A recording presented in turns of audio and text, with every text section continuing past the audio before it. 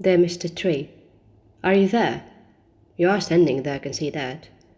Actually, you're the only thing I can see in this never-ending nothingness. Isn't that funny? This emptiness. Wolves are screaming silence at me.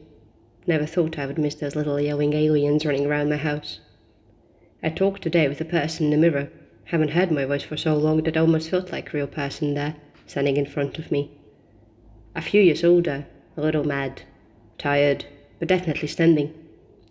Didn't say anything though, probably lost his voice. Wouldn't be surprised about anything these days, really. Poor pal was talking right at me, at the same time, but didn't hear a word. Silence.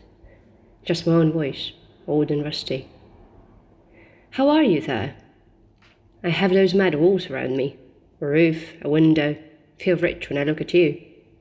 You are just standing there, naked as a baby, with spears pointing right in the sky, no leaves, nothing.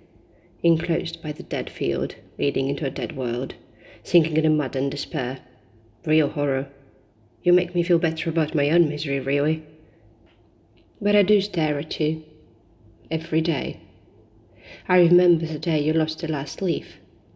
I felt like the last one standing was reaching the ground. So quietly, gently. Leaving the world frozen in time. Closed my eyes, honoring the fallen brother.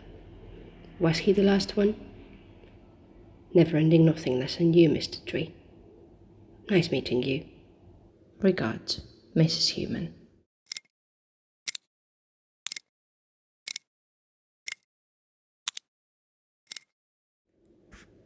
Dear Mr. Tree, how are you over there? There must be a good view from where you're standing. You're lucky. All the world down by your feet. Makes me think I haven't seen much. I live in a framed world.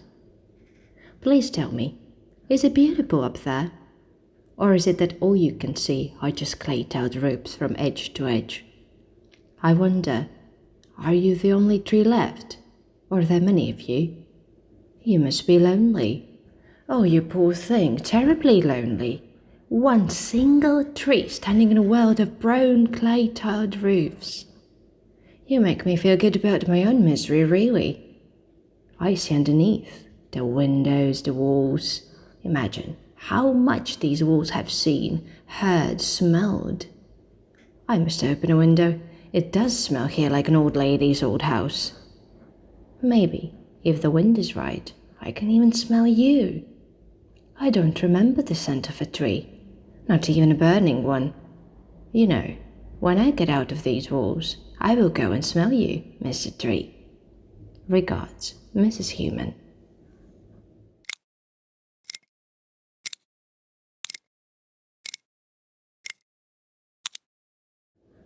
Dear Mr. Tree, I hope you're fine over there, in freedom. I apologize for my trembling hand. I'm still shivering inside. Got a phone call. Everything's all right, just a friend catching up. I appreciate those pieces of communication, but every time the phone rings, my heart skips a beat. Then I walk around the room like I've seen a ghost. Maybe I am the ghost, just afraid that somebody will notice it. There is so much bad news around, so much sadness, so many endings. I'm not ready for more. Even the thought about it makes me shiver. And here we go again. My dear friend, you are standing still. You see it all and yet stand still. How long? I bet some 100 years, maybe 2. You have seen it all, haven't you? You're rooting even in my garden, I know it very well. Must say it's not a great help in gardening season. You're rooting deep. God knows the rivers of tears and blood you've drunk. Tell me, how are you still standing still? I wish I could stand tall and take a phone call without losing my breath.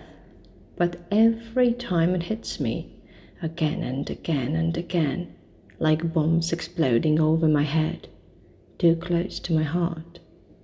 Keep standing. Regards, Mrs. Human.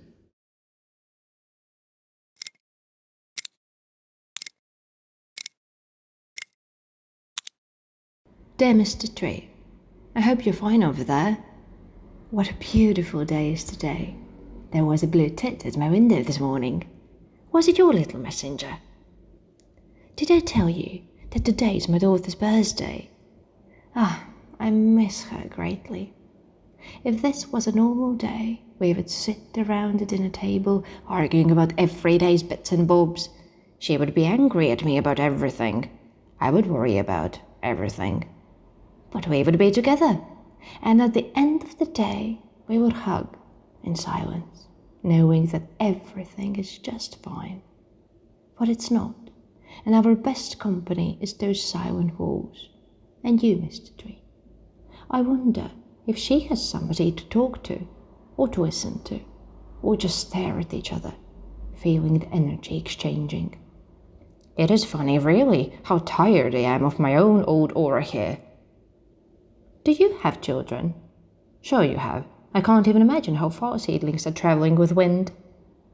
You can see the world through your children's eyes. Or roots, in your case. Take good care of them, my dear Mr. Tree. Imagine if my daughter has your seedling growing behind her window. It would be a small world. Connected. Happy day, Mr. Tree. Regards, Mrs. Human.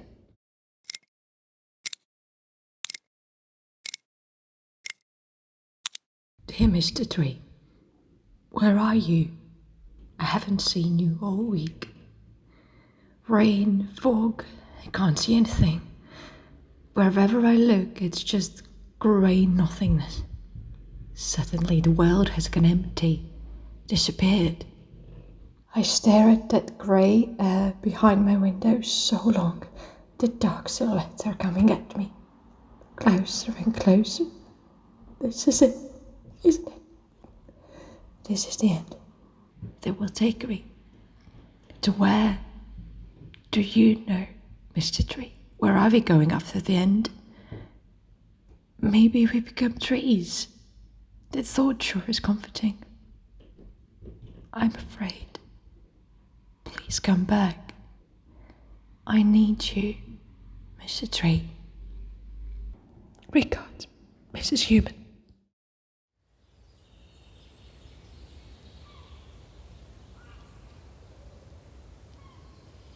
Dear Mr. Tree, you are standing there.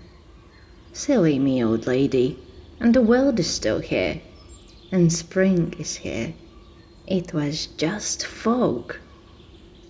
And I am still here, but something has changed. I feel new, reborn. It is growing in me. I am growing out of this house. If I close my eyes, I can stand tall as a tree and see the world from above. Or I can become so small that I can fall through the floor on your roots. And we are connecting. I have leaves on my head and green vines around my wrist and roots rooting right through the ground, maybe even to Japan. There are flowers everywhere. Life, beginnings. It is so nice to see you, Mr. Tree. My daughter is coming today. Your seedling told her I missed her, didn't he? Thank you.